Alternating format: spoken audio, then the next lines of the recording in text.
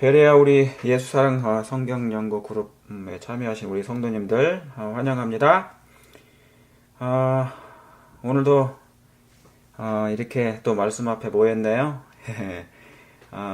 세계가 정말 세상이 많이 혼란스럽죠? 이런 혼란스러운 가운데서도 하나님의 말씀 앞에 우리가 차분히 모여 앉아 있는 것 자체도 굉장히 놀라운 징조 중에 하나일 것입니다. 아까도 제가 잠깐 말씀드렸던 것처럼 뭐냐면 우리가 사무엘 당시에 보면요, 이스라엘 백성이 하나님의 통치를 원치 않아서 왕을 구했잖아요, 그죠? 그러니까 그들이 사실은 왕을 선택한 거예요. 우리에게 그런 왕을 달라고. 그러니까 하나님이 우리를 통치하지 말라고. 그런 것처럼 그 결과가 어떻게 되냐면 자기들이 선택한 그 왕을 선택했으니 그 영향을 본인들이 받는 거잖아요.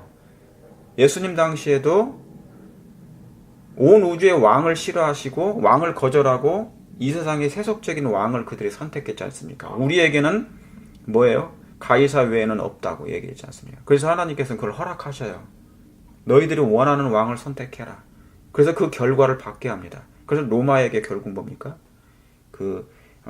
유대인이 또 멸망을 당하는 일이 생기는 것이죠. 자, 우리가 성경 공부하는 이유가 뭡니까? 우리 요한복음 15장 9절을 잠깐 보시겠습니다.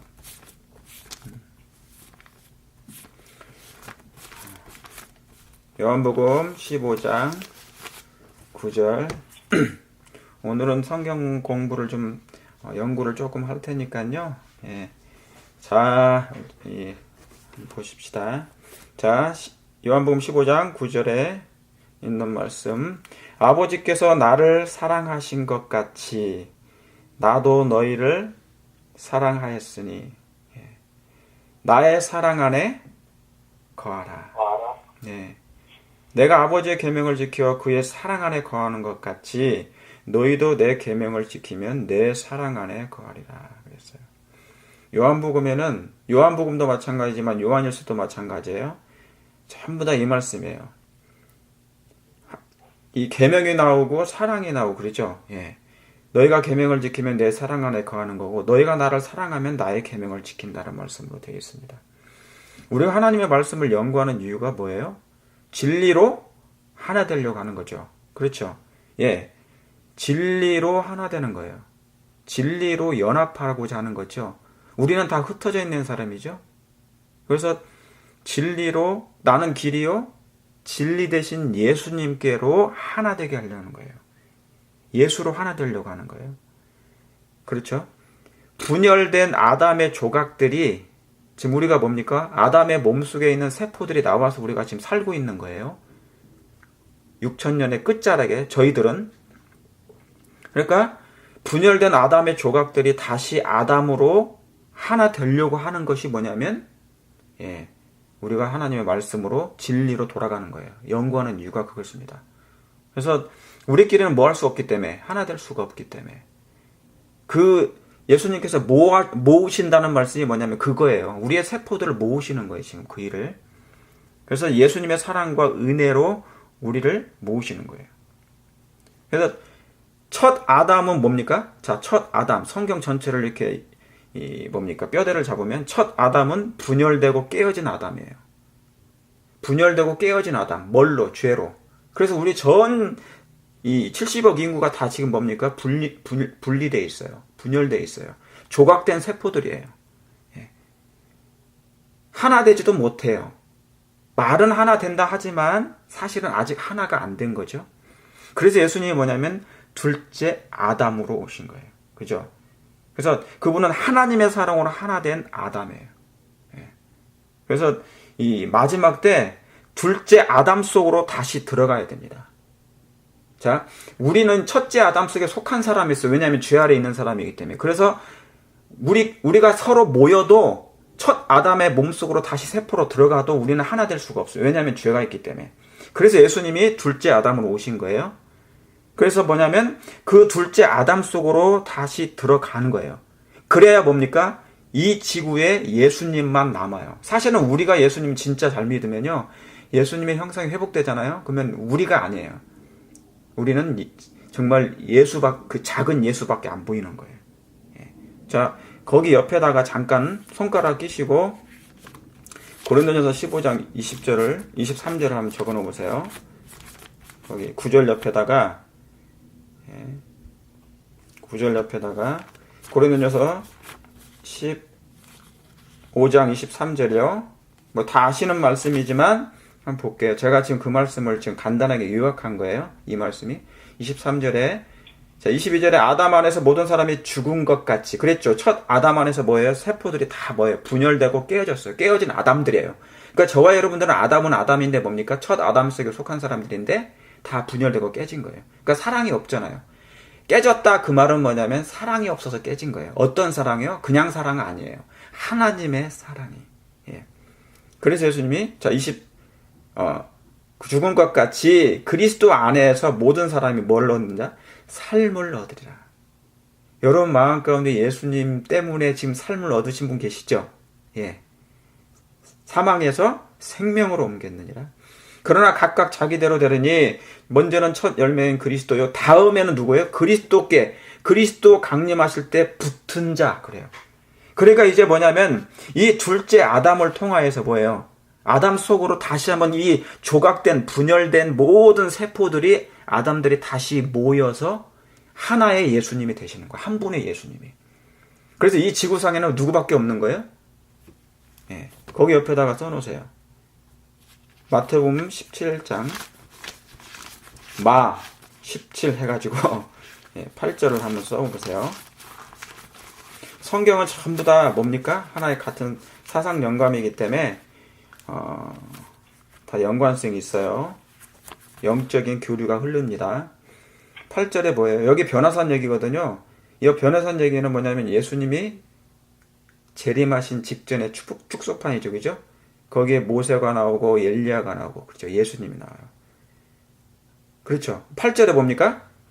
제자들이 눈을 들고 봄에 오직 누구에는 없다고요? 예수 외에는 보이지 아니하더라. 그 말이 이게 여러분 이 말씀이 무슨 말씀인지 알겠습니까? 제가 아까 말씀드렸죠. 마지막 때는 딱 한 분밖에 보이지 않는다고. 이 지구상에 딱 한 분이에요. 누구예요? 예, 둘째 아담 한 분밖에 없어요. 우리도 누구한테 속한 거예요, 지금? 둘째 아담에 속한 거. 원래는 첫째 아담이었는데, 그래서 첫째 아담은 죽은 자잖아요. 근데 예수님이 오셔서 우리를 믿도록 하셨으니까, 이제 다시 한번 우리가 뭐예요? 예, 그분 안으로 들어가는 거예요. 분열된 조각들이 예수님 안에, 그러니까 예수님 뭐라고 아까 요한복음 15장에 나의 사랑 안에 거하라 그랬잖아요. 그죠? 그분 안에 거하라. 그러니까 지금 뭐냐면 이 둘째 아담 몸으로 다시 그 세포로 다시 들어가는 거예요. 원위치로 회복하는 거예요. 그래서 여기 보면 여기 마태복음 17장에는 뭡니까? 예수님의 재림 직전에 있는 무리들을 상징하는 거죠. 하나는 살아서 구원받을 사람, 하나는 죽어서 구원받을 사람. 부활해서요? 그죠? 근데 누구밖에 안 보인다고요? 예, 예수님밖에 보이지 않아요. 예. 그러니까 이 일이 다시 한번 재현되는 거예요. 창세기에 하나님께서 1, 2장에 하나님 에덴 동산을 만들어 놓으시고 아담 한 사람을 딱 창조하신 것처럼 그것이 다시 한번 마지막 때 재현된다는 거예요. 예. 자, 요한복음 14장 다시 가봅니다. 요한복음 14장. 요한복음 14장은 자, 저하고 성경 공부를 그동안 했지만 뭡니까? 제가 자 여기서 연결하세요, 저기서 연결하세요 그런 얘기를 안 하는 이유가 여러분이 의뢰하실 줄 알았는데 그동안 안 하셔서 제가 다시 이렇게 말씀드립니다. 자, 요한복음 14장 다시 20절 보겠습니다. 그날에는 내가 아버지 안에 너희가 내 안에 내가 너희 안에 있는 것을 너희가 알리라. 참 여기 이런 말씀 나오죠. 계속 아버지 안에 내가 아버지 안에 너희가 내 안에 내가 너희 안에 있는 것을 너희가 알리라. 나의 계명을 지키고 뭡니까? 계명을 가지고 지키는 자라야 나를 사랑하는 자. 아까 그 말씀이죠. 15장에 있는 말씀. 그렇죠? 예. 나의 계명을 가지고 지키는 자라야 나를 사랑하는 자니 나를 사랑하는 자는 아버지께서 사랑을 받을 것이요 나도 그를 뭡니까? 사랑하여 그에게 나를 나타내리라 그랬어요. 그랬죠? 그러니까 여러분 지금은 이게 무슨 말씀이 우리가 온전히 다 이해를 못해요.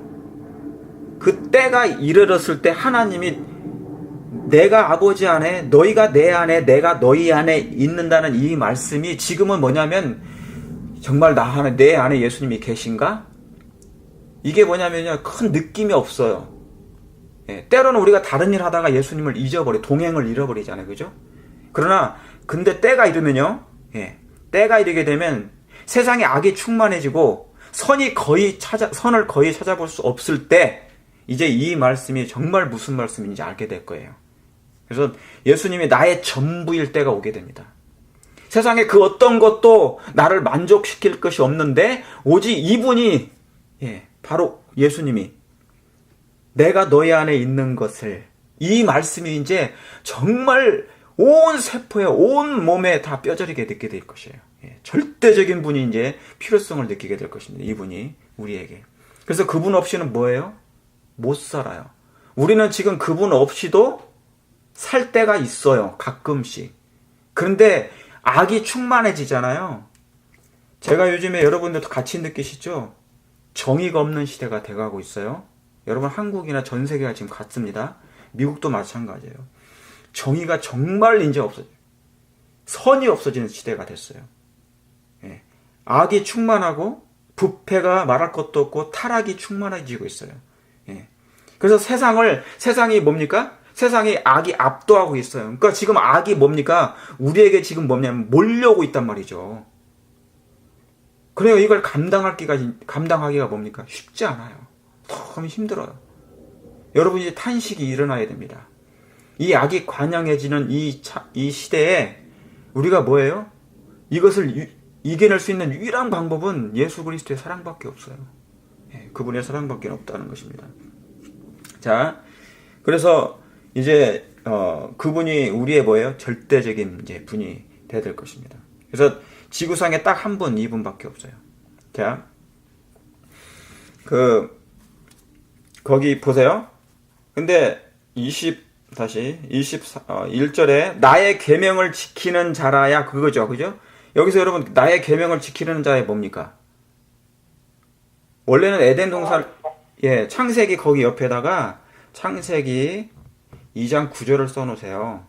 창세기 2장 9절을 거기에다 써놓으세요. 나의 계명을 지키는 자라야 나를 사랑하는 자니. 원래는 이 말씀이 필요가 있어요? 없어요? 타락하기 전에는 이렇게 하지 않았어요. 너희가 내 계명을 지켜야 돼. 그게 아니었어요. 원래 자연적으로 지키게 되었나요? 너무 자연스러웠어요. 내 마음 가운데 하나님의 율법이 원래 있었나? 그 생각도 없었어요. 천사들도 마찬가지였어요. 그런데 죄를 범한 이후부터는 뭡니까? 이게 내 마음속에 있는 뭔가 나왔잖아요. 그래서 있어야 될 곳에 뭡니까? 그것이 없어진 거예요. 그러니까 이제 뭐냐면 나의 계명을 지키는 자라야 나를 사랑하는 자니라고 나오는 거예요. 그러니까 불문법이 원래 불문율인데 이제 성문율로 바뀐 거예요. 그래서 다시 한번 이게 뭡니까? 이 성문율이 내 안에 다시 한번 들어왔을 때 이제 자연스럽게 하나님의 계명이 무겁지가 않게 되는 거예요. 그러니까 여러분 우리는 내 자식은 사랑하죠. 내가 노력하지 않아도 사랑하죠. 내가 노력하지 않아도 사랑해요. 남편도 그렇죠? 아내도 그렇죠? 조금 덜 그래요. 그러니까 자식보다는 좀 덜해. 근데 내 형제 자매들 이웃들은 어때요? 노력해야 돼. 힘들어서. 이게 잘 안 돼요. 이게 뭐냐면 뭐가 문제 생긴 거? 깨져서 문제 생긴 거예요. 죄가 들어와서 뭔가 깨졌다? 그게 뭐라고요? 하나님의 계명이 깨진 거예요. 하나님의 율법이. 어디에서요? 우리의 마음에. 그게 뭔데요? 그게 사랑이라니까요. 하나님의 품성에. 그러니까 하나님의 영광의 품성의 그 신의 성품인데 그것이 깨졌기 때문에 우리의 마음에 그게 없는 거예요. 그래서 예수님이 이 땅에 오신 것입니다. 그래서 여러분 새로 남으로써 있잖아요. 사람이 새로 나잖아요. 거듭남, 새로 남. 그것은 뭐냐면 사람의 마음은 새로 남으로써 하나님의 율법과 일치되고요. 동시에 하나님과 조화를 이루게 돼요. 그러니까 우리가 거듭나기 전에는, 새로 나기 전에는 그런 마음이 생기지 않는데, 우리가 새로 난 이후부터는 하나님의 율법과 일치되고요, 하나님과 조화를 이뤄요. 예. 그래서 이 위대한 변화죠. 놀라운 변화가 뭡니까? 변화가 죄인의 마음속에 이루어지면, 그렇죠. 우리의 마음 가운데 이런 놀라운 변화가 생겨요. 뭐예요? 하나님의 율법과 일치되는 것, 하나님과 조화를 이루게 되는 것. 이루어지면 뭡니까? 죽음에서 생명으로, 죄에서 뭐예요? 성결로, 범죄에서 뭐예요? 범죄와 반역에서 순종과 이게 충성으로 옮겨지게 돼요. 예. 그래서 이 하나님과 연결되어 있는 옛 생애가 뭡니까? 이제 끝나요. 우리의 옛 생활이 다 끝나요. 그리고 어떻게 됩니까? 믿음과 사랑으로 이제 이루어지는 하나님의 그 화목의 생애가 시작됩니다. 그때부터. 예. 그래서 믿음과 사랑으로, 전에는 죄와 뭐예요? 범죄로, 이제는 뭡니까? 순종과 충성으로, 믿음과 사랑으로 이루어져서 하나님과 화목하게 돼요. 그때부터 이제 그게 거듭남의 시작이 된다는 것입니다. 그래서 그때부터 뭡니까? 율법을 쫓지 아니하고 뭐를 쫓아요? 그 영을, 로마서 8장 보세요. 로마서 8장 잠깐 보겠습니다. 로마서 8장 4절 어디 나옵니까? 예. 8장 4절에 육신을 쫓지 아니하고 뭐예요? 영을 쫓아 행하는 우리에게, 그랬죠? 우리에게 뭐의 요구를요? 율법의 요구를 이루어지게 한다 그랬어요. 그러니까 우리가 여러분 침례 받자마자 우리의 품성이 뭡니까? 완성되는 게 아니에요. 하나님과 조화를 이루어요. 왜냐하면 그리스도의 피의 공로로. 내가 예수님 믿었잖아요. 여러분이 예수님 믿었잖아요. 그래서 이제 그때부터 하나님께서 뭡니까? 칭을 하고 해주는 거예요. 하나님의 율법과 너는 조화됐다고 인정을 해줘요. 먼저 인정을 해줘요. 예. 그리고 하나님과 조화된 것으로 인정을 해주는 거예요. 해주되 이제 그때부터 뭡니까? 우리의 새로운 생애가 시작되죠. 예. 그래서 믿음과 사랑으로 시작됩니다. 옛 생활을 버리고. 그래서 그때부터 뭐를 쫓는다고요? 여기 있는 말씀처럼 육신을 쫓지 않아요. 누굴 쫓아요? 성령의 영을 쫓아 행하는 우리에게 뭐를요? 율법의 요구가 그때부터 이루어져요. 그래서 뭐냐면 성령께서 그때부터 우리의 마음에 잃어버린 하나님의 계명을 새기십니다. 그게 뭐예요? 율법의 요구가 되는 거예요. 자, 거기 옆에다가 요한일서 5장 적어놓으세요. 요1, 5 율법의 요구가 이루어지게 하려 하심이라. 그러니까 이것은 이 율법의 요구가 이루어지는, 율법에 순종하는 것이 어려워요? 어렵겠습니까? 아니면 쉽겠습니까? 믿음과 사랑으로 하면은 쉽죠? 그죠? 그리스도의 은혜로 말미암아 하면 쉬워요? 안 쉬워요? 쉽죠. 그런데 그리스도의 사랑이 없으면 제외되면 피의 공로를 의지하지 않으면 이게 너무너무 어려운 거예요. 그게 율법주의자들입니다. 사랑 없이 뭐예요? 그리스도의 사랑 없이 하려고 하는 사람들의 특징이 뭐냐면 그게 바로 율법주의자들이에요. 그러니까 무겁죠. 예. 자, 요한일서 5장 3절에 그 말씀이에요. 하나님을 사랑하는 것은 이것이니 우리가 그의 계명들을 지키는 것이라. 그의 계명들은 뭐한 것이라고요? 무거운 것이라. 무거운 것이 아니로다. 이게 창세기 2장의 상태였다니까요. 원래 무거운 것이 아니었단 말이에요. 그런데 죄가 들어와서 그때부터 무겁게 보여요. 아담의 상태가 그 상태였단 말이죠. 아담의 상태가 창세기 2장에는 마음속에 있었더니 나중에는 밖에 나와서 나를 정죄해. 그래서 율법의 저주라고 그래요. 그때부터. 그때부터 뭐냐면 공고한 사람이 되는 거죠. 그러니까 여기 창세기 2장 다 연결된 말씀. 여러분, 제가 에덴 동산에 두 나무가 있었다고 그랬잖아요. 그 선악을 알게 하는 나무. 이게 뽑혔다. 그러죠. 그래서 무거운 거예요. 그럼 다시 심겨지면 뭐예요? 그게 이제 그때부터는 무거운 것이 아니 되는 거예요. 예. 그래서 거기에다가 다 이렇게 같은 사상으로 연결을 해 놓으시면 되겠습니다. 그래서 이 말씀도 계시록 거기에 써놓으세요. 개 22장 14절 한번 보세요. 계시록 22장 14절.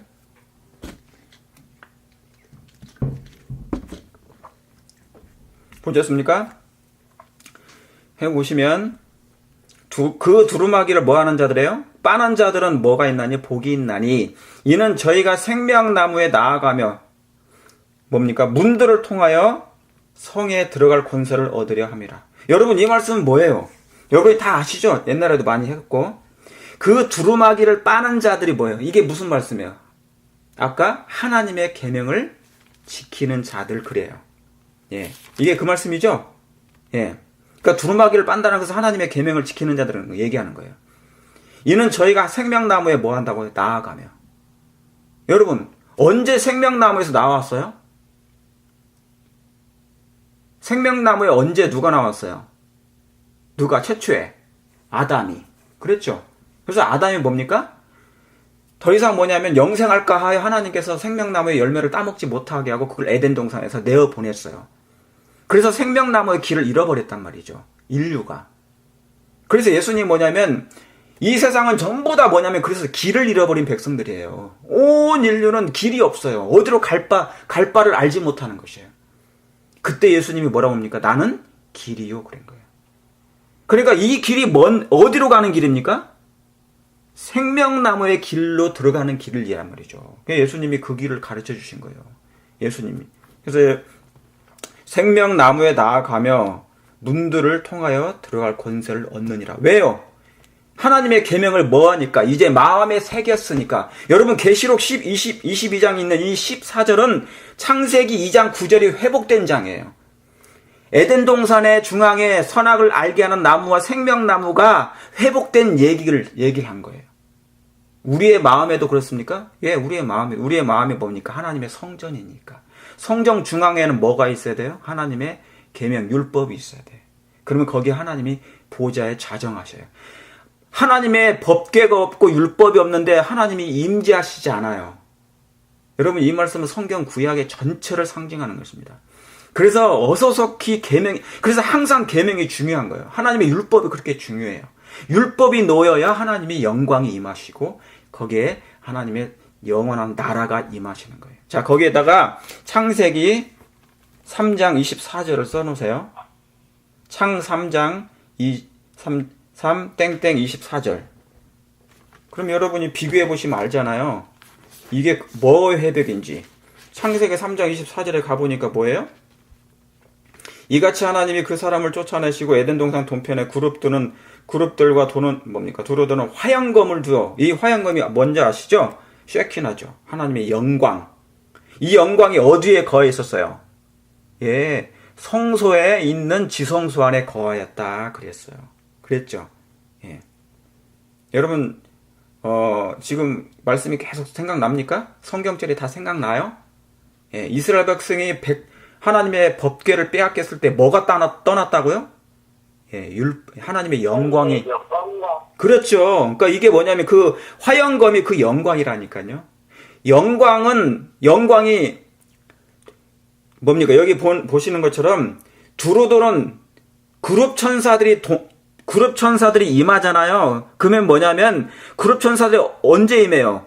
법궤 위에 그룹 천사가 있어요.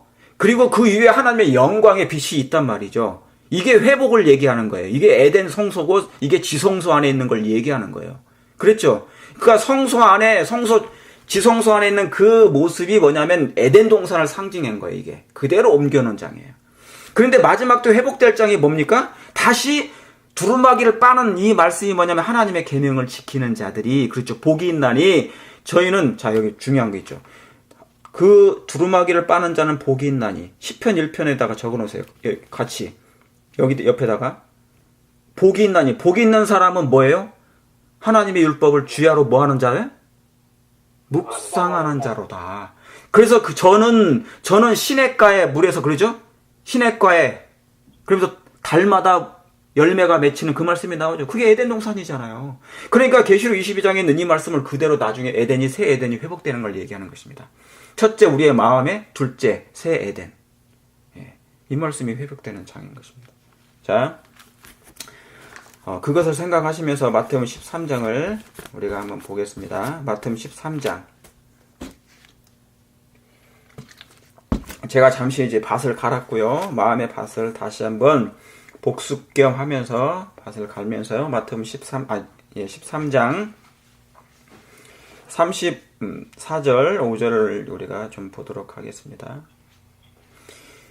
제가 이렇게, 왜냐면 지금까지 여러 번 반복을 해서 여러분이 아실 것 같아서 다시 또 조금씩 반복하고 하고 하는 거예요. 이제 그것이 영적인 그 영감과 사상적인 것이, 이게 그 말씀이었구나라는 것을 제가 여러분들에게 다시 한번, 우리가 이해하고 할 수 있도록 하려고 한 것입니다. 자, 34절에 예수께서 모든 것을 무리에게 뭘로요? 비유로. 네, 비유로 말씀하시고 비유가 아니면 아무것도 말씀하지 아니하셨으니 이는 선지자로 뭐 하신 바? 말씀하신 바. 내가 입을 열어 비유로 말하고 뭘로요? 창세부터 감추인 것을 드러내리라 그랬어요. 그래서 여러분 성경은 뭡니까? 창세부터 감추인 누구를요? 너희가 성경에서 뭐를 얻는 줄 생각하고요? 영생을 얻는 줄 생각하고 성경이 곧 누구에 대해서 한 것이라? 나에 대해서. 예수님. 그렇죠. 그러니까 여러분 거기 옆에다가도 요한복음 5장 39절을 써놓으셔도 되는 거예요. 예. 그렇죠. 그래서 이제 창세부터 감추인 당신에 관한 것을 우리가 보는 것입니다. 성경은 누구 얘기라고요? 예수 얘기. 예수님 얘기. 성경은 감추인 하나님의 사랑 얘기예요. 그렇죠. 아시는 것처럼. 자, 44절 보시겠습니다. 44절. 천국은 마치 밭에 감추인 뭐와 같으니? 보화 같으니 사람이 이를 발견한 후 숨겨두고 기뻐 돌아와서 가서 자기의 모든 소유를 다 팔아. 예. 이제 앞으로 이런 일이 생길 거예요. 예. 앞으로 이런 일이 더 생길 거예요. 천국은 마치 밭에 감추인 보화 같으니. 지금 우리가 뭡니까? 이 성경이라는 밭이에요. 이 밭인데 이게 뭐냐면 천국에 침노하는 거예요. 성경은 천국입니까? 예. 성경은 생명나무예요. 성경은 뭡니까? 천국이에요. 그래서 성육신된 하나님의 말씀이죠. 그래서 우리가 보고도 이 말씀을 보고도 살아요. 이제 이 말씀이 뭡니까? 침노해야 돼요. 그래서 이 밭에 감춘 뭐가 있다고요? 보화가 있단 말이죠. 그래서 그 보배를 만나면 뭐예요? 놀랍도록 이제 그 예수님의 사랑에 발견해가지고 이제 우리의 마음이 감당치 못할 그런 신앙생활을 이제 하게 된다는 그 말이죠. 자, 그러면 우리 한번 창세기를 보도록 하겠습니다. 여러분, 여기 마태복음 13장에 원래 씨 뿌리는 비유잖아요. 예. 씨 뿌리는 비유. 그 씨는 뭘 상징합니까? 씨는 하나님의 말씀. 다 아시죠? 너무 쉽죠? 하나님의 말씀이에요. 여러분, 씨 속에는 뭐가 있다고 그랬어요? 씨 속에는, 예를 들어서 뭡니까? 호박씨에는 호박이 있죠. 호박이라는 이미지가 있어요. 형상. 그런 것처럼 하나님의 말씀 속에는 뭡니까? 씨를 뿌렸다. 그 말은 우리의 마음의 밭에 뿌렸다. 그러면 뭐를 뿌린 거예요? 하나님의 말씀을 뿌렸는데 그 말씀 속에는 하나님의 속성이 들어가 있어요. 그 속성에는 하나님의 형상이 들어가 있어요. 그래서 그 씨가 죽고 그것이 자라게 되면 뭐 하게 돼요? 발화하게 되면 하나님의 형상으로 회복돼요. 그래서 여러분, 우리가 말씀을 연구하고 말씀을 보고 연구하고 성령의 물을 뿌림을 받는 이유는 뭐냐면 하나님의 사랑으로 회복되려고 하는 거예요. 자, 그걸 한번 보시겠습니다. 창세기 1장. 그러면 창세부터 감추인 것을 다시 한번 우리가 확인해 볼게요. 창세기 1장. 1장 1. 제가 2절부터 볼게요. 땅이 혼돈하고 공허하며 흑암의 깊음 위에 있고 하나님의 신은 수면에 운행하시니라. 이 말씀 하나하나도 다 의미가 있어요. 제가 옛날에 말씀드렸죠. 이 땅은 뭐라고 그랬어요? 예. 첫째는 지구, 우리가 밟고 다니는 땅. 두 번째는 뭡니까? 예. 우리의 영혼의 땅. 예. 그래서 이 세상 땅도 혼돈하고 공허하지만 우리의 영적인 몸도 뭡니까? 혼돈하고 공허해요. 여러분, 그걸 많이 느끼십니까? 공허합니다. 흑암의 깊음에 있어요. 이제 앞으로 뭐냐면 영적 칠흑 같은 암흑이 다시 와요. 그래서 이 말씀이 나중에 다시 재현된다고 그랬습니까? 제가 이 말씀을 성경 공부 많이 했어요. 그래서 흑암이 먼저 옵니다. 그런 다음에 빛이 와요. 앞으로 그래서 흑암이 오게 돼 있어요. 이 세상에 어둠이 찾아오게 됩니다. 그게 순서예요. 그러니까 여러분, 왜 이렇게 세상이 어둡지? 왜 이렇게 세상이 영적으로 고통이 심하고 막 그러지? 그게 뭐예요? 이 말씀이 다시 재현되기 때문에 그래요.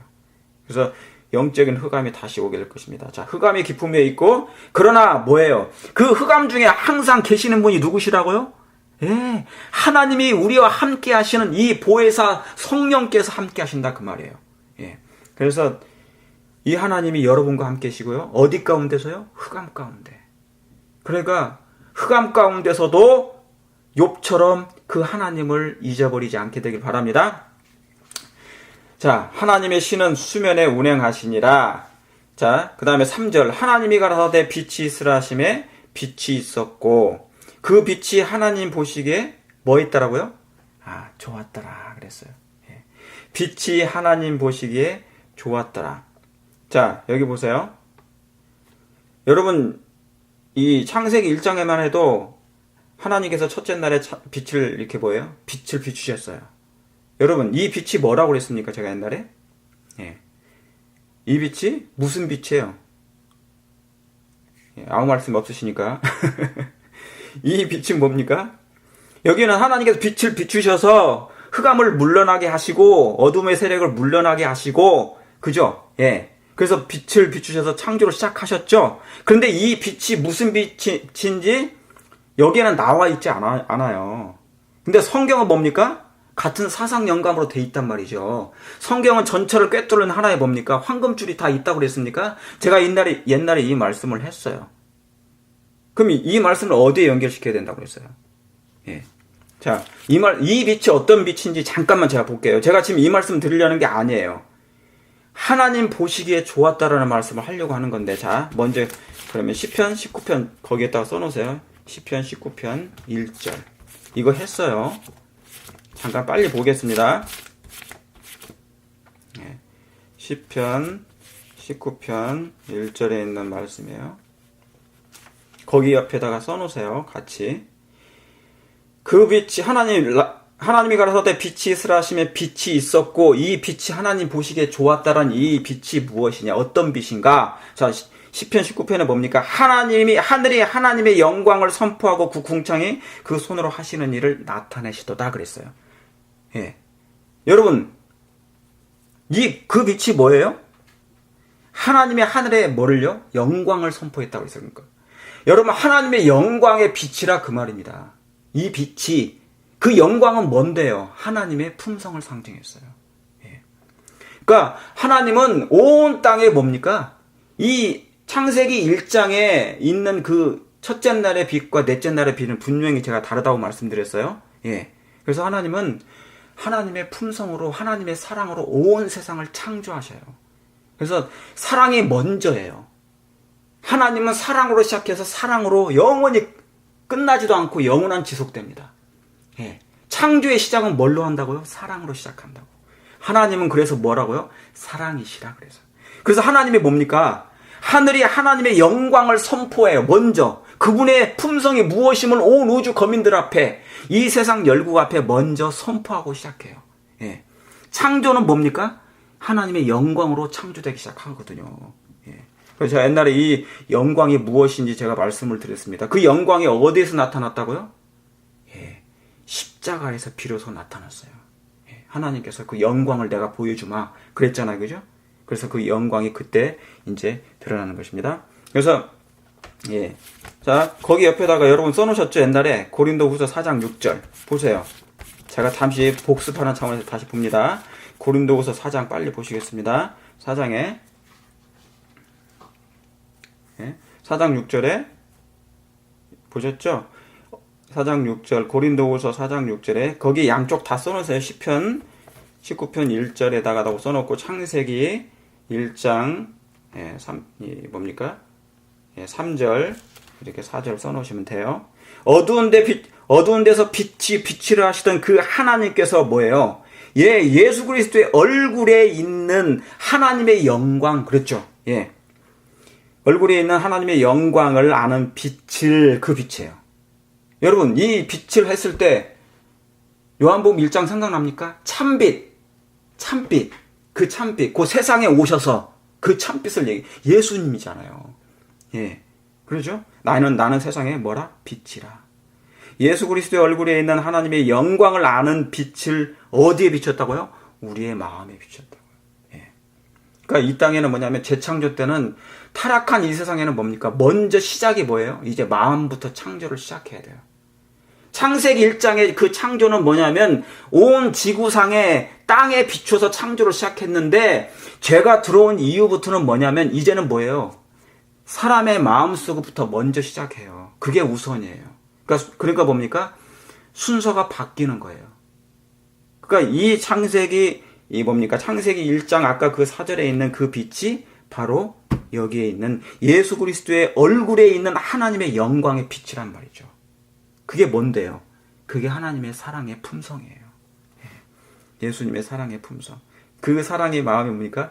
우리의 마음에 이제 비추셨다 그래요. 그러니까 하나님은 우리와 함께 하기를 원하십니까? 네, 항상. 사랑은 함께 있어야 되니까. 사랑은 함께라는 단어가 항상 같이 따라다녀요.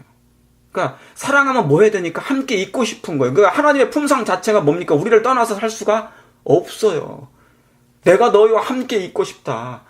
임마누엘 하나님이 그 뜻이잖아요. 하나님이 우리와 함께 거하시고 싶다. 성소라는 개념이 그거예요. 내가 너와 같이 있고 싶다. 그 얘기잖아요. 사랑은 바로 그것이니까.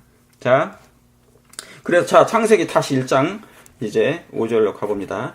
자, 그래서 첫째 날에 보면은 첫째 날 하나님 보시기에 빛을 만드시고 빛을 비추시고 뭡니까? 하나님 보시기에 좋았더라. 그 다음에 5절 하나님의 빛과 어두움을 나누사 빛을 뭘로 주장하시고요? 낮이라 칭하시고 어두움을 뭐예요?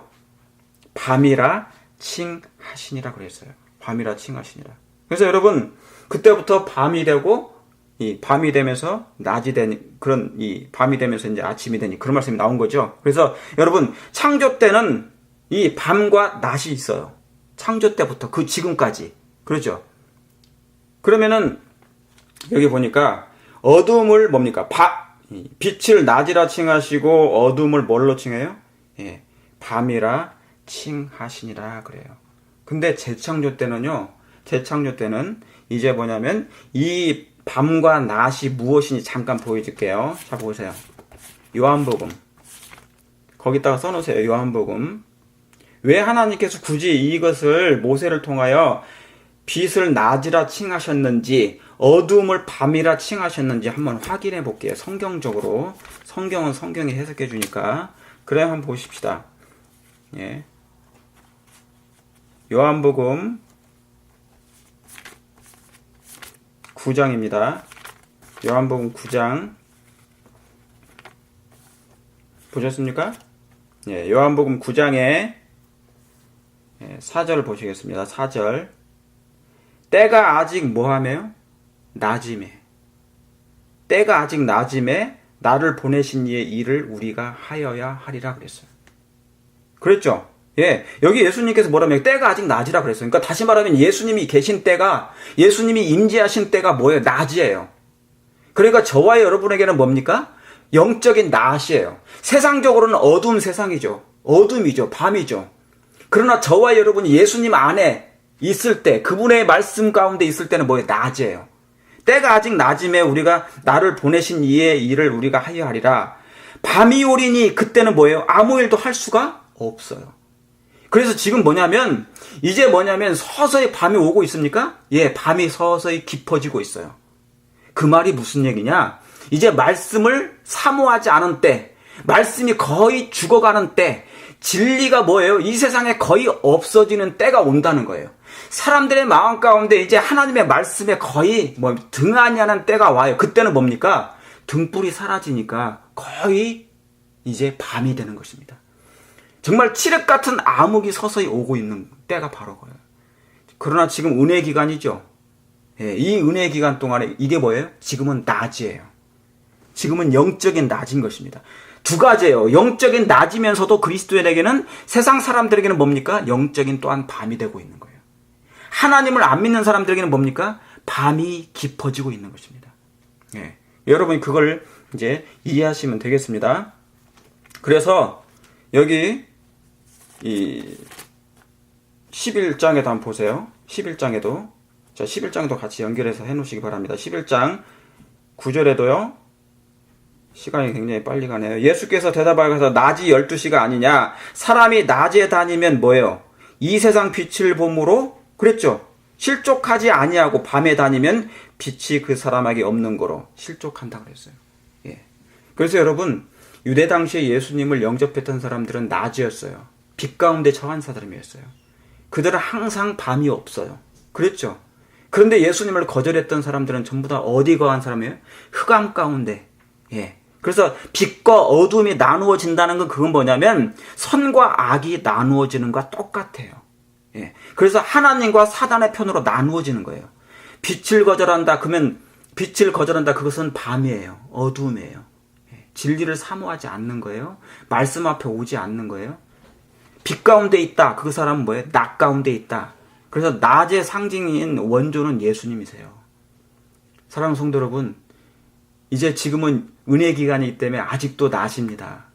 예수님이라는 그 낮 가운데, 빛 가운데 항상 있게 되길 바랍니다. 예. 그래서, 그런데 뭐예요? 참 안타까운 현실이 뭐냐면, 13장 보세요. 13장 30절. 30절에, 제가 다 읽지 않습니다. 제가 27절을 읽어볼게요. 27절에, 요한복음 13장 27절, 조각을 받은 후 곧 사단이 그 어디에 속에 들어간지라. 누구의 속에 들어간 겁니까? 유다의 속에 들어간 거예요. 이에 예수께서 유다에게 이르시되 내 할 일을 속히 하라 하시니.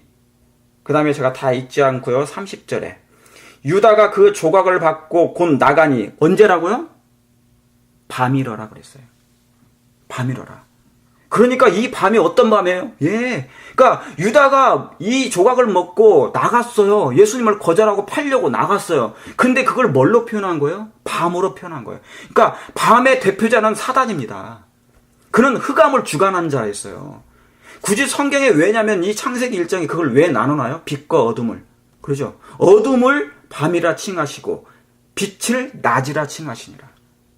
예. 그러니까 지금 뭐냐면 세상에 두 부류 가운데 있는 것입니다. 선악간에 지금 선택 가운데 있는 것이에요. 저와 여러분은 뭡니까? 빛 가운데, 낮 가운데 있어요. 그 말은 예수님 안에 있다 그 말입니다. 내 사랑 안에 거하라. 그 말씀이 바로 그 말씀인 것입니다. 자, 그러면 계시록 21장 보세요. 다 연결을 해놓으세요. 계시록 21장 보세요. 창세기 1장에 있는 그 말씀을 가지고 제가 지금 말씀드리는 5절 가지고 말씀드리는 것입니다. 자, 계시록 21장 25절 옆에다가 창세기 1장 5절을 써놓으세요. 창 1 5절 한번 보시겠습니다. 자, 제가 다 읽지 않아요. 원래 21절부터 쭉 읽어야 되는데, 자 보세요. 그러면은 저 23절에 이는 하나님이 영광이 비치고 어린 양이 등이 되심이라. 왜요? 뭐가 쓸데가 없어요?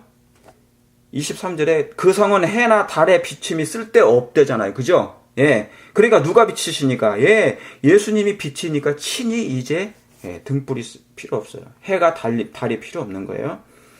만국이 그 빛 가운데로 다니고 땅의 왕들이 그 자기 영광을 가지고 그리로 돌아오리라. 25절에 뭡니까?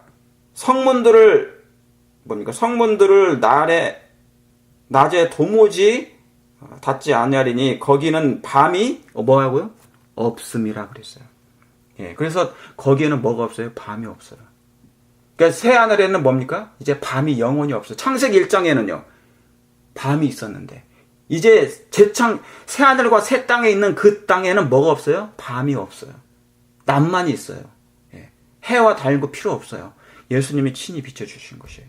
1절에 보세요. 21장 1절. 또 내가 보매 새 하늘과 새 땅을 보니 처음 하늘과 처음 땅이 없어졌어요. 그랬죠? 예. 그러니까 지금 뭡니까? 이 말씀은 무슨 말씀이냐면 지금 우리가 살고 있는 이 하늘, 이 땅, 죄악의 땅이 없단 말이에요. 그 말이에요. 이게 그 말씀이에요. 그리고 뭐도 없다고요? 바다도 다시 있지 아니하리라. 어떤 바다입니까? 죄악으로 찌든 이 바다. 지금 이 바다를 뭘 상징하는 건데요? 이 세상의 바다를 상징하거든요. 그래서 이런 바다, 죄가 있는 고통의 바다는 다시는 있지 아니하리라 그 말씀입니다. 예, 그렇죠? 그러니까 여러분 이 날이 빨리 오기를 원하십니까? 예, 정말 빨리 오기를 정말 사모합니다. 우리 모두 그날이 오기를 바랍니다. 자, 그래서 제가 이 말씀을 다 할 수가 없어요. 그 영적인 밤에 대해서, 빛에 대해서 제가 하려면 또 새로운 시간을 내야 되니까요. 자, 그럼 다시 한번 보시겠습니다. 창세기 1장 보시도록 하겠습니다. 창세기 1장에 여러분, 창세기 1장에 첫째 날 하나님이 빛이 있으라 하시고 그 빛이 하나님 보시기에 뭐 했더라? 좋았더라 그랬어요. 그랬죠? 하나님께서 빛을 만드시고 너무너무 좋아하시는 거예요. 두 번째 날에 뭡니까? 하나님이 가라사대 물 가운데로 궁창이 있어 물과 물로 나누게 하라 하시고 그랬죠? 예. 물과 물로 나누라 하시고. 저 이 말씀도 그냥 나눌 수가 없네. 그냥 지나갈 수가 없어요.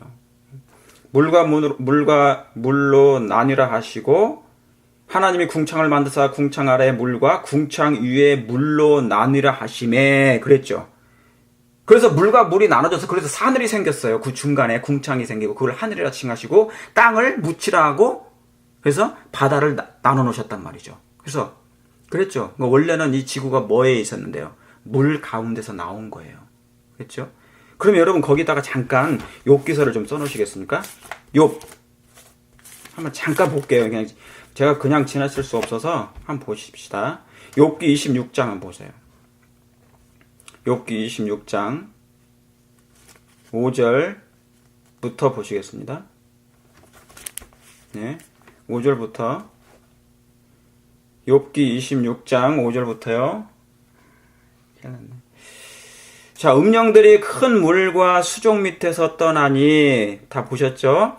음령들이 큰 물과 수족 밑에서 뭐예요? 떠나니 하나님 앞에는 음부도 드러나며 멸망의 웅덩이도 가리움이 없음이라 그랬어요. 자, 여러분 음령들이 어디 있다? 큰 물과 수족 밑에서 떠나니 이게 여러분 욥기서는 누가 기록했어요? 욥이 기록했죠. 창세기와 함께 욥이 기록했어요. 그러니까 욥기서를 보면요, 창세기의 때를 알 수가 있어요. 어떻게 하나님이 창조를 하셨는지. 바로 지금 여기에 나와 있는 이 말씀이 거기에 나와 있어요. 그러니까 창세기 1장 얘기예요, 이 말씀이. 아시겠죠? 그러니까 뭡니까? 땅이 혼돈하고 공허하고 흑암의 깊음에 있었는데 하나님의 신은 물 가운데 있었죠. 운행하셨죠. 바로 그거예요. 그러니까 하나님의 신도 있었지만 누구도 있었단 말이에요. 음령들이 있었단 말이죠. 예. 그 음령들이, 그러죠? 여러분, 마귀도 하늘에서 내어 쫓김을 받았어요. 그랬죠? 그래서 이 지구상의 대기권 안에 머문다고 그랬습니까? 화해 부인이. 다른데 뭐냐면 가지 못하게 했단 말이에요. 아담이 타락, 그렇죠? 그래서 아무튼 음령들이 큰 물과 수족 밑에서 떠나니 하나님 앞에는 음부도 드러나며 멸망의 웅덩이도 뭡니까? 가리움이 없음이니라. 자, 7절. 그는 북편 하늘을 뭐예요? 허공에 펴요. 펴시사 땅을 공간에 다시며. 그랬죠? 여러분, 하나님께서, 자, 여기 북편 하늘이 어디입니까? 예수님이 어디로 재림하신대요? 예수님이 재림하시는 공간은 뭐냐면 열린 공간 들어보셨어요? 여러분? 초기문집에 열린 공간이 있어요. 예수님이 승천하신 곳, 예수님이 다시 이 땅에 오실 곳이 뭐예요? 바로 그곳이에요. 열린 공간, 열린 허공이 있단 말이에요. 그게 북편 하늘이에요. 욥기서에는 뭐냐면 하나님의 보좌가 있는 곳을 가리키는데 그곳이 뭐냐면 북편 하늘이에요. 북쪽, 북극성이 있는 곳. 여러분 들어보셨죠? 북극성 있는 곳. 그래서 가장 별이 먼저 뜨는 곳이 바로 그곳이에요. 하나님이 가신 곳이 그곳입니다. 예. 그래서 북편 하늘을 허공에 펴시며 땅을 공간에 다시다. 그래서 이 지구가 뭡니까? 이 공중에 매달렸죠. 예. 그래서 지동설 얘기하는 거잖아요, 그거. 예. 땅을 공간에 다시며. 자, 그런데 이게 8절. 제가 8절 보려고 여기 온 거예요. 물을 빽빽한 구름에 싸시나. 언제요? 창세기 때. 창세기 때 원래는 뭡니까? 이 지구가 물 가운데 있었으나 하나님께서 물과 물을 나눠 놓으시고 궁창을 만들었죠. 그래서 그 하늘이 뭐예요? 물로 꽉 찼었는데 언제 한번 찢어졌다고요? 여기 보세요. 물을 빽빽한 구름에 싸시나 그 밑에 구름이 찢어지지 않았어요. 원래는. 그런데 언제 찢어진 겁니까? 언제 한번 그 물이 하늘에 그 창이 열렸어요? 그래서 물이 쏟아진 겁니까? 예, 노아 홍수 때를 얘기하는 거예요. 예, 노아 홍수 때. 그래서 거기다가 창세기 6장을 써놓으시면 돼요. 그래서 여러분, 이 창세기 1장 6절을 이렇게 제가 보면서 7절을 보면서 지금 이 말씀이 생각나서 성경은 뭡니까?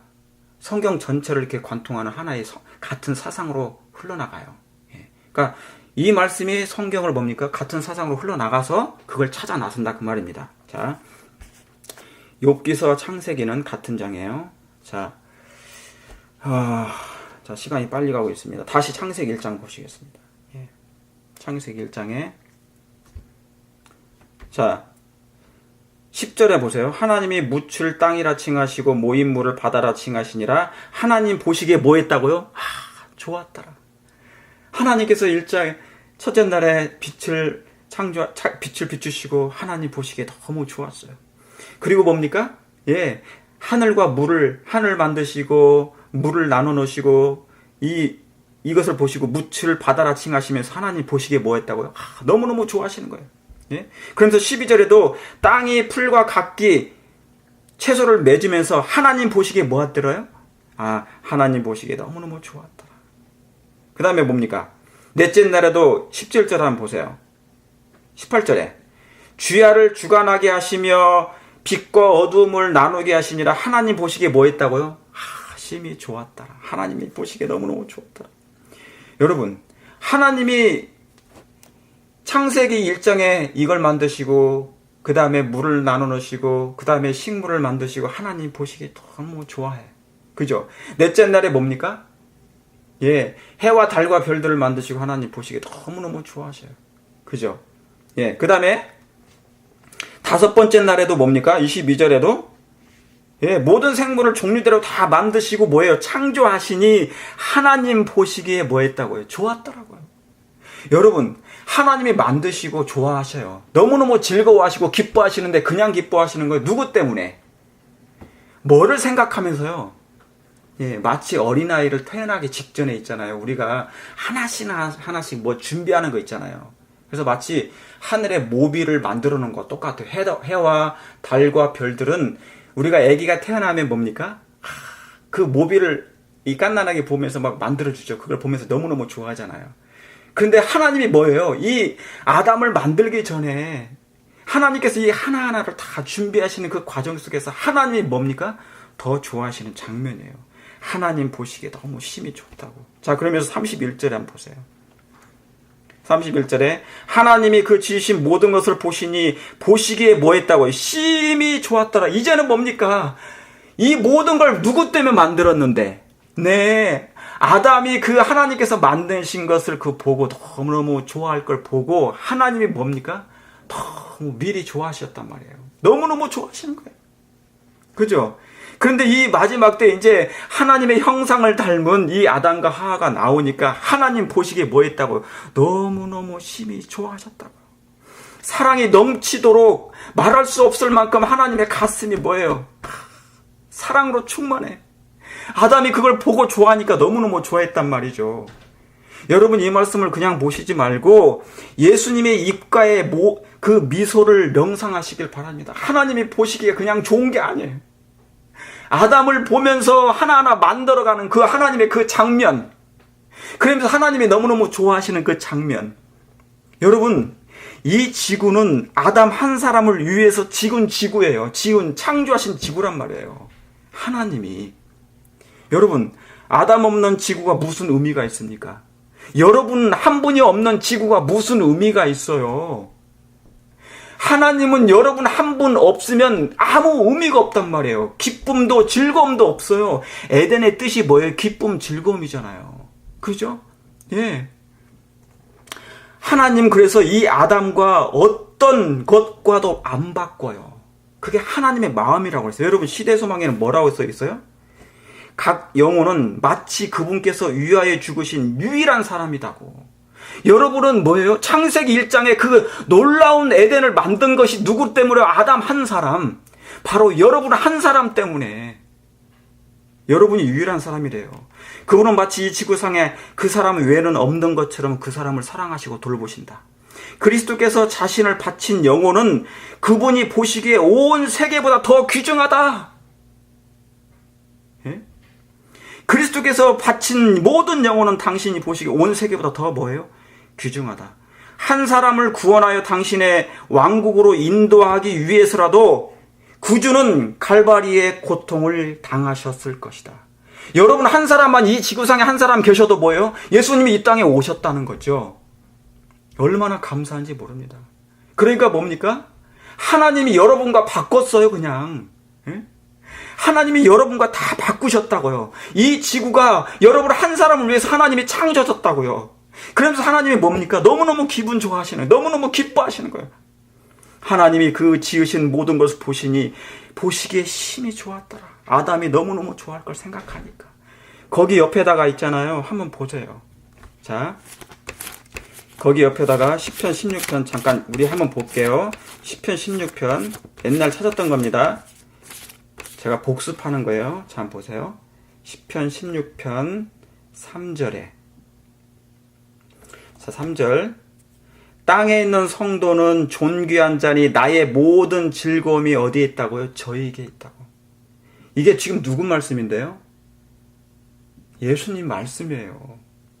땅에 있는 성도는 여러분이잖아요. 하나님 눈에는 지금 뭐냐면 70억 인구가 아니라고요. 유일한 여러분 한 사람만 생각하시면 돼. 하나님 눈에는 여러분 한 분밖에 없어요. 아담 한 사람이 바로 여러분이 아담 한 사람이에요. 하나님 보시기에 너무나 좋았던 것처럼. 응? 땅에 있는 성도는 존귀한 자니 나의 모든, 하나님의 모든 즐거움이, 그분의 가슴속에 있는 모든 것이, 하나님의 아버지를 이 땅에 보내실 수밖에 없으셨던 그 사랑이 무엇인지, 나의 모든 즐거움이 바로 너에게 있지 않느냐, 그거잖아요. 그죠? 예. 거기 옆에다가 시편 16편 3절 옆에다가 스바냐 보세요. 스바냐 3장 17절. 스바냐 3장 17절입니다. 스바냐 3장 17절. 자, 손가락 다 양쪽으로 써놓으세요. 자, 여기 보세요. 나의 하나님, 너의 하나님이죠? 너의 하나님 여호와가 너희 가운데 뭐 하시니? 계시니. 그는 구원을 베푸실 전능자시라. 이게 노래도 있습니까? 나의 하나님 여호와가 너희 가운데 계시니. 사랑은 뭐 하는 건데? 함께 거하고 싶은 거잖아요. 그는 구원을 베푸실 전능자시라. 그가 너로 인하여 기쁨을, 이 기쁨, 그가 누구를 인하여? 그가 너로 인하여. 하나님이 보시기에 심히 좋았더라. 왜? 창세기 1장을 여러분 명상하셔야 돼. 그 예수님이 그 모든 걸 만드시고 마지막 날 그 아담을 만드시면서 하나님 보시기에 너무너무 좋았어. 그분의 심장이랑 같은 거니까, 하나님 자신보다 더 가치 있고 소중하고 존귀한 그 아담이었으니까. 그러니까 여러분, 하나님이 아담을 만들 때 누구보다 더 가치 있게 만들어야 돼요. 하나님 자신보다 더 소중하게 만들어야 하나님이 이 땅에 오셔서 죽으신다니까요. 그게 뭐냐면 죽음보다 강한 사랑이라 그 말입니다. 그가 너로 인하여, 누구를 인하여? 집사님 한 분을 위하여, 우리 장로님 한 분을 위하여. 왜요? 이 지구상에 예수님이 죽으신 것은 그 유일한 집사님 한 분, 예수님, 뭐요? 장로님 한 분밖에 없으니까. 유일한 사람이라 그랬어요. 예? 그가 너로 인하여 기쁨을 이기지 못하여 하시며. 얼마나 기뻐하셨을까? 너를 잠잠히 뭐하며? 사랑하시며. 그냥 사랑도 아니야. 잠잠히 사랑하시며. 너로 인하여 즐거이 뭐예요? 부르며 기뻐하시리라. 여러분, 하나님이 뭐예요? 이렇게 사랑하신 거예요. 그러니까 여러분 한 분이 만약에 멸망하면 하나님도 멸망하는 거예요. 우리가 죽으면 하나님도 죽는 거와 똑같아요. 그러니까 나 없으면 하나님이 뭐예요? 아무 의미가 없는 거예요. 천국에 내 자식이 없는데 무슨 소용입니까? 여러분이 천국에 하나님, 여러분 자신이 없을 때 하나님은 뭐예요? 그건 천국이 더 이상 아닌 거예요. 그러니까 이 지구가 타락하는 한, 아담이 타락한 이상은 하나님 보좌에 있을 수가 없어요. 그래서 이 땅에 오신 것입니다. 뭘 하려고요? 그 자식 찾아 산말리 하신 거라 그 말이죠. 자식 찾아 산말리 한 거예요. 하나님은 여러분 없이는 못 사신다 그 말입니다. 그래서 여러분, 우리는 하나님 없이도 살잖아요. 그런데 하나님은 우리 없이는 못 산다니까요. 이게 가장 큰 슬픔이라 그 말이에요. 예? 여러분, 그래서 우리는 죄로 하나님을 정말 잃어버렸습니까? 예, 우리는 정말 죄로 하나님을 잃어버렸어요. 한번 보세요. 제가 누가복음 15장 한번 볼게요. 그래서 하나님을 잃어버린 슬픔이, 사실은 우리가 자식을 잃어버린 슬픔도 크지만요, 하나님을 잃어버린 슬픔이 더 커요. 근데 그걸 기억해야 못해요. 너무 오래돼가지고.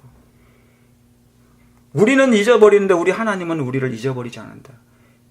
여인이 어찌 그 정먹는 자식을 잊겠느냐 하물며 나는 그들은 잃을지라도 나는 너희를 결코 잊지 아니하리라고 했어요. 예. 한번 보세요. 누가복음 15장에. 여러분, 누가복음 15장은요, 제가 다른 말씀도 많이 해야 되는데 이거 한번 볼게요. 시간이 많이 돼가서요. 누가복음 15장 보겠습니다. 15장에 여러분 8절에요. 어느 여자가 10 드라크마가 있는데 하나를 잃으면 그 등불을 켜고 집을 뭡니까? 쓸며 찾도록 뭐하지 않는다고? 부지런히 찾지 아니하겠느냐? 또 뭐한즉? 찾은즉 법과 이웃을 불러 모으고. 여러분 보세요. 4절에도 한번 보세요. 4절에도 너희 중에 어느 사람이 양 100마리가 있는데 그 중에 하나를 잃으면 양 100마리를 99마리를 들에 두고 그 잃은 것을 찾도록 나서지 않느냐? 잃은 것을 찾도록 찾아다니지 아니하느냐? 또 뭐한즉요? 찾은즉 즐거워한다고 그랬어요. 하나님께서 아담을 그렇게 창세기 1장에 너무너무 사랑스럽게 당신의 모든 걸 두고 모든 걸 다 바쳐서 하나님이 창조했단 말이죠. 아름답게 너무너무. 그래서 하나님 보시기에 너무너무 심히 좋았다는 그 아담이 죄로 말미암아 사단에게 넘어갔단 말이에요. 빼앗겼단 말이에요.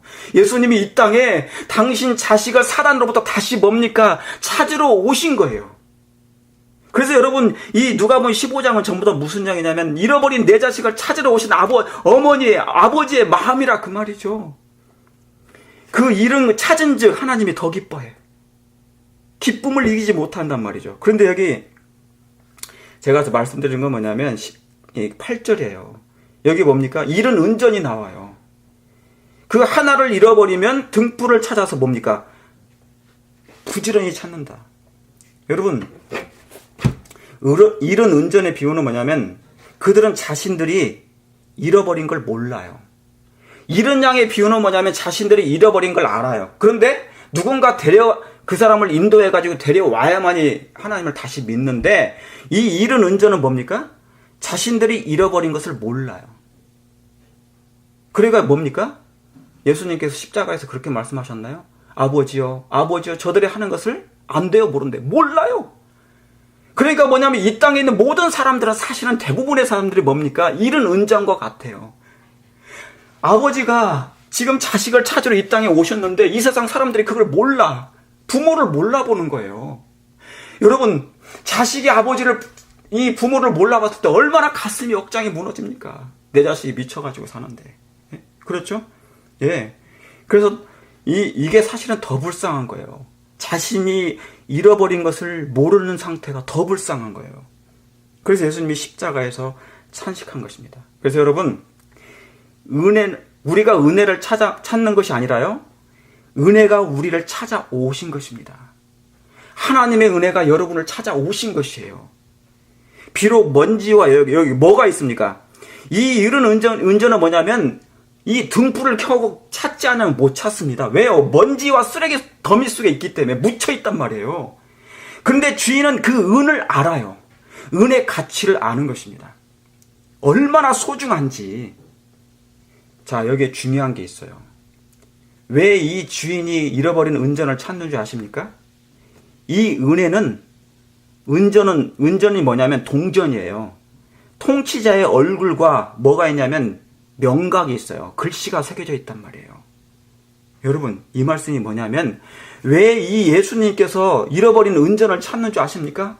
자신들이 잃어버린지도 모르고 사는 세상에 수많은 사람들이 있는데 왜 예수님이 이 은전을 찾으라 했는지 아십니까? 왜냐면요, 이 동전에는 뭐가 있냐면 그분의 얼굴이 있어요.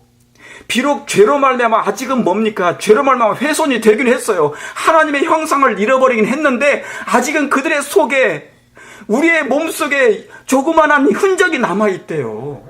어떤 흔적이? 예수님의 형상이, 예수님의 모습이 조금 남아있다는 거예요. 그리고 새겨놓은 그 글씨, 그게 명각이라고 그래요. 그것이 남아있다는 것이에요. 비록 죄로 훼손되고 여전히 그렇지만 뭡니까?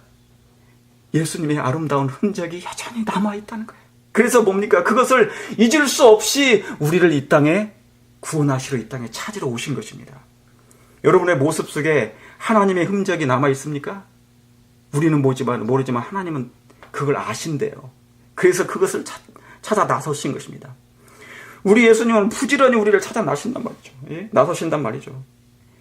여러분, 세상에 이런 하나님이 있습니까? 예, 세상에 이런 하나님은 정말 없죠. 예, 저는 이런 하나님을 정말 마음을 다해서, 뜻을 다해, 힘을 다해 여호와 하나님을 사랑하고 싶어요. 여러분도 그렇습니까? 예. 자, 여기 하나 보고 오늘 말씀을 마칠게요. 아가서. 이런 하나님의 모습을, 우리 예수님의 모습이 어떤 모습인지 이제 기록된 내용이 있습니다. 하나님이 인류를 향한 사랑이 너무너무 큰데 이 사랑을 이해하지 못하는 것, 그것 또한 뭡니까? 가장 큰 아픔이에요. 그렇죠? 예. 아가서 5장입니다. 아가서 5장. 여러분, 아가서는 뭐냐면 전체가 다 사랑 얘기예요. 전체가 뭐예요? 사랑 얘기. 뭡니까? 솔로몬이 술람미 여인을 찾는 것을, 그 솔로몬은 예수님을 상징하고 술람미 여인은 우리를 상징해요. 그런데 서로 뭐냐면 서로 찾아요. 서로 술래잡기 하는 것처럼 서로 보고 싶어서 찾는 장면이에요. 이게 아가서가 그 내용이에요. 그런데 솔로몬이 놀라운 것을 보게 된 거예요. 여기 보면 10절부터 보겠습니다. 아가서 5장 10절. 예. 아가서 5장 10절. 나의 사랑하는 자는 식어도 붉어. 나의 사랑하는 자. 여기서 이 사랑하는 자가 누굴까요? 나의 사랑하는 자는 식어도 붉어 만 사람에 뛰어난다 그랬어요. 이게 만 사람. 여러분, 여기 만 사람에 뛰어난다가 누군지 아십니까? 예. 지금 여기 이 아가서서 5장은요, 우리를 상징해요. 우리를 상징하는데 우리가, 이 여자가 누굴 찾냐면 한 분을 찾는 거예요. 한 분을 찾는 거예요. 자, 나의 사랑하는 자는 식어도 붉어 만 사람에 뛰어난다. 여기서 만 사람은 예수 그리스도를 상징해요. 예수님을 상징한다고. 그의 머리는 검고 그의 정금 같고 그의 머리털은 꼬불꼬불하고 까마귀같이 검구나. 눈은 뭐예요? 그 머리는 정금처럼, 머리털은 꼬불꼬불하고, 눈은 시냇가의 비둘기 같고, 눈은 시냇가의 비둘기 같고. 여러분, 하나님께서 아담을 창조하신 다음에 그 코에 불어 넣으시니 하나님 보시기에 너무너무 심히 좋았죠. 그런 다음에 하나님이 기쁨을 이기지 못하신 다음에 뭐예요? 그 코에 생기를 불어 넣은 순간 아담이 눈을 떴어요? 안 떴어요? 눈을 떴어요. 아담이 누구를 봤어요? 예수님을 봤어. 아담아, 내가 누군지 알겠느냐? 여러분, 아담이 눈을 뜨자마자 그의 눈은 하나님 예수님을 응시했단 말이에요. 최초에 그가 보신 본분이 바로 예수 그리스도, 그 사랑의 하나님. 하나님의 사랑이 너무 놀라웠단 말이죠. 그는 평생에 그걸 잊지 못했어요. 뭐가? 그 아담은. 여러분, 제가 이것을 시간이 없어서 찾지 못해요. 베드로가 예수님을 3번 부인했습니까? 예. 그런데 예수님은 여전히 그를 용서하는 눈빛을 가지고 계셨다고 그랬죠? 그때 베드로가 누굴 봤어요? 그 예수님과 마주쳤어요. 마치 아담과 예수님의 눈이 마주친 것처럼 그 베드로의 눈이 예수님의 눈을 봤단 말이에요. 그 눈은 바로 창세 때 그 한 아담을 만들었던 그 사랑의 눈빛이 전혀 변화되지 않았던 그 사랑의 눈빛이었단 말이죠. 내가 너 용서한다. 그거. 예. 바로 그 눈이에요, 이분이. 이 눈이. 그 눈은 시냇가의 비둘기같이 뭡니까? 같은 젖으로 씻은 타고 아름답게도 박혔구나. 뺨은 뭘로요? 뺨은 향기로운 꽃밭 같고 향기로운 뭐예요? 풀 언덕 같고. 뭐가요? 뺨이. 그런데 여러분 한번 보세요. 제가 잠깐 거기 손가락 끼시고 마태복음 26장 보세요. 여기에 기록된 그 뺨, 우리 예수님의 뺨이 얼마나 아름다운데, 예수님의 신성미가 너무너무 아름다운데 이스라엘 백성은 뭐 했다고요? 마태복음 26장에 뭐라고 써 있습니까? 마태복음 26장 67절에 이에 예수의 얼굴에 뭐 했다고요? 침을 뱉으며 주먹으로 뭐 했어요? 치고 손바닥으로 때려. 누가 누구를 치는 거예요? 피조물이 창조주를 때려. 여러분, 솔로몬이 기록했던 이 말씀은 바로 예수님의 신성미를 본 거예요. 그게 그리스도의 품성의 신성미가 얼마나 아름답다는 것을 그렇게 표현했는데, 이 예수님의 뺨이 이제 뭡니까? 유대인들이 예수님의 얼굴을 찍고 뺨을 치고 침을 뱉어. 이해할 수 없는 현상이 벌어지는 것입니다. 그런데 우리 예수님은 뭐 하셨다고요? 잠잠하셨다. 사랑은요, 가슴이 아파요. 왜 그런 줄 아세요? 자식이 부모를 죽이는 거니까. 그런데 사랑하니까 내비두는 거예요. 너가 하는 것을 알지 못하기 때문에.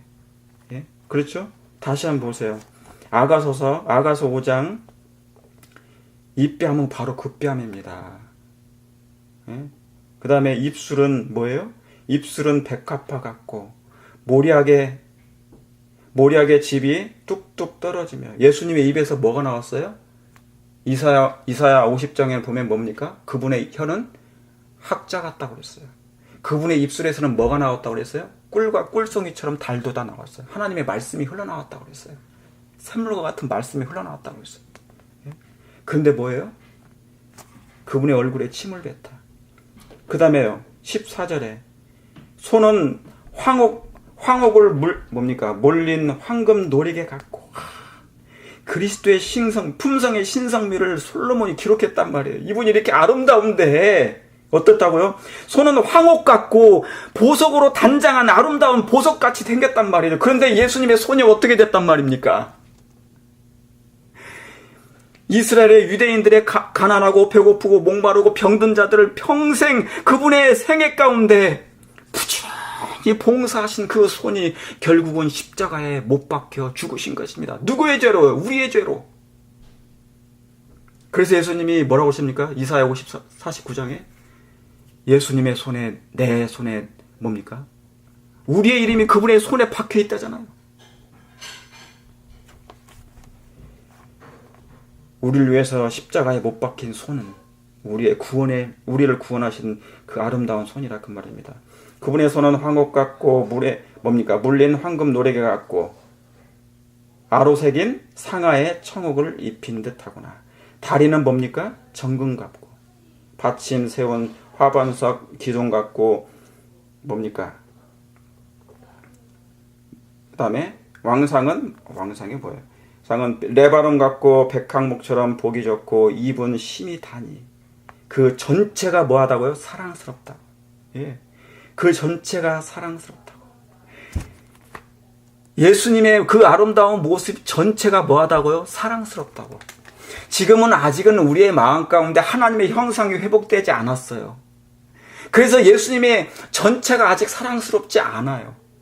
그러나 이제 뭐냐면 솔로몬이 예수님을 후에 회개하고 난 다음에 그 예수님을 보았던 것처럼 그리스도의 품성의 신성미가 전체가 아름다웠던 것처럼 이제 언젠간 우리의 마음 가운데 뭡니까? 그분의 모든 것이, 그분의 모든 얼굴부터 입, 입술, 얼굴, 손, 발 모든 것이 우리의 최고의 사랑의 대상이 되고 우리의 모든 모방의 대상이 될 것입니다. 누가요? 예수님이. 그래서 예수님의 신의 성품에 그분이 우리 안에, 이 신의 성품이 우리 안에 채워질 것입니다. 사랑하는 성도 여러분, 제가 이제 말씀을 마치면서요. 창세기 1장의 하나님의 사랑이, 우리를 향한 사랑이 이토록 놀랍습니다. 여러분, 제가 다음에 이 말씀을 이어서 하면서요. 그 예수님의 사랑 안에 거하기를 원하십니까? 예, 간절히 거하기를 바랍니다. 우리를 찾아 헤매시는 그 사랑, 잃어버린 은전을 찾아 헤매시는 예수님의 사랑, 우리 때문에 너로 인하여 기쁨을 이기지 못하시는 예수님 때문에 내내 살아가시면서 기뻐하시며 승리하시는 여러분 되시길 바랍니다. 오늘 말씀 여기서 마치겠습니다.